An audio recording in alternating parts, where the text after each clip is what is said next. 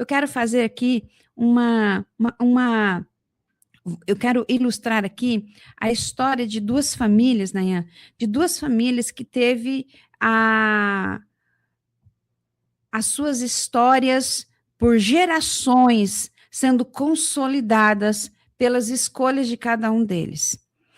Nós temos aqui, para vocês podem perceber, meus queridos, o poder de um legado por famílias em gerações, por muitas gerações. Talvez você não entenda, mas o que você está vivendo hoje, o que você vive hoje, a escolha que você faz hoje, vai refletir por gerações, talvez até 100 a 125 anos, as pessoas da sua família vão lembrar e vão repetir essas ações por aquilo que você está vivendo hoje. Perceba isso. Olha só, eu quero compartilhar, então, sobre um estudo que foi conduzido aí por Albert em 1990, lá no século XVIII. E ele teve a capacidade de fazer uma pesquisa sobre duas famílias. A descendência de Jonathan Edwards. Esse homem era um renomado teólogo, pregador.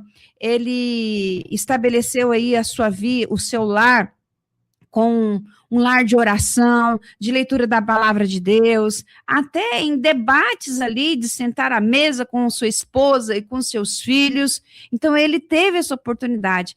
O seu lar era uma atmosfera de santidade, de disciplina, e ele trouxe essa atmosfera, ele passou esse ambiente para todos os seus filhos, juntamente com a sua esposa Sara. Interessante que esse legado foi feito por Albert em 1900, no século XVIII. Ele analisou a sua história, analisou a sua vida aí por 5 gerações.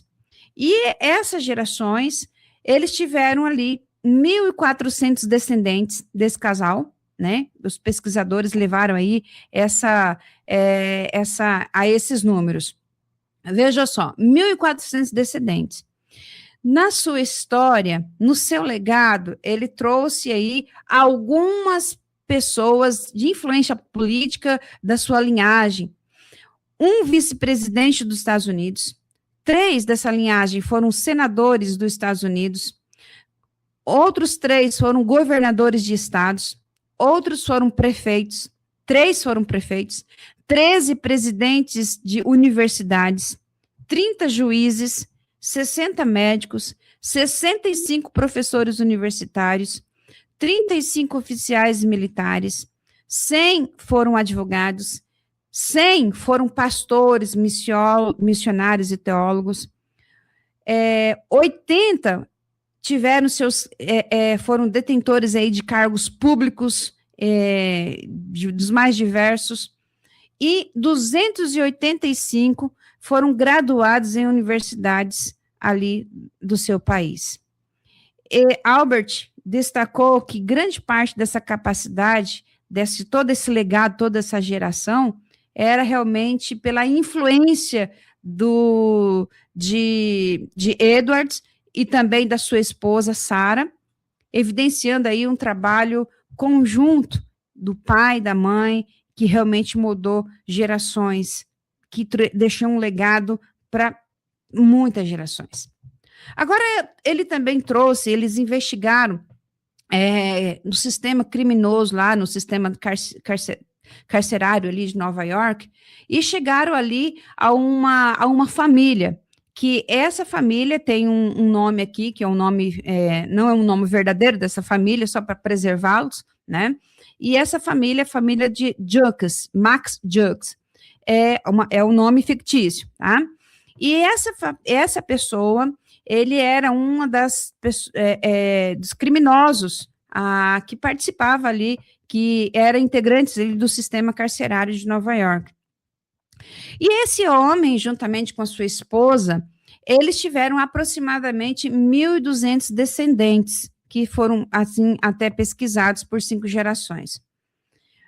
Olha só, eles viviam à margem da sociedade, eles não tinham instruções e não tinham também princípios morais cristãos.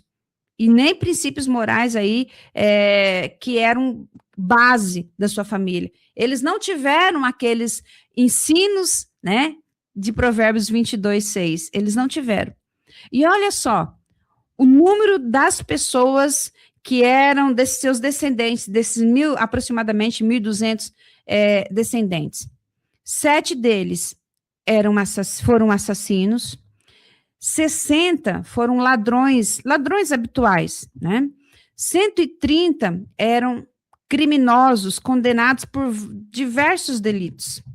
50 delas eram prostitutas, 310 eram pessoas que dependiam, que viviam da caridade pública, viviam de benefícios do Estado.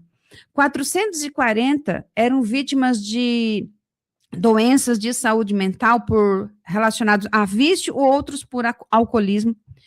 Tiveram 300 mortes prematuras. Muitas dessas mortes estavam associadas à infância por negligência. E nenhum deles, da sua geração, foram graduados universitários. Eles tiveram apenas aproximadamente 20 pessoas que tiveram um treinamento técnico, e a metade dessas pessoas tiveram esse treinamento obtidos ali quando estavam na cadeia. Então, a família de Edwards não custou realmente nada para o Estado e contribuiu pela nação, né? Quanto que a família de Jux custou aos cofres públicos americanos aí uma média de $1 bilhão, né? São os valores ali daquela época. E a gente pode, então, refletir, meus queridos. Essas histórias, elas não estão trazendo aqui uma questão genética, mas demonstra aqui uma regra que foram passadas de 5 gerações. Então, o rastro que deixa aí no presente, a gente pode perceber que é praticamente aí o mapa que os netos vão seguir no futuro, né? Então, uma linhagem familiar, ela é moldada não somente pelo que está no sangue, na genética, mas pelo que está no ar, aquilo que se respira dentro de casa. O impacto das nossas ações, dos valores que nós temos hoje, das crenças, não determina, aliás, na verdade, vai determinar muito os nossos filhos. Eles inspiram e refletem a longo prazo. Interessante, meus queridos, que esse padrão, às vezes, sem sentar e ensinar, mas somente na observação, ele é ensinado para os nossos filhos. E eles vão repetir com os nossos netos. E vai criar uma corrente, até durar aí cinco gerações. Em média, aí de 5 gerações, cerca aí de 100 a 125 anos.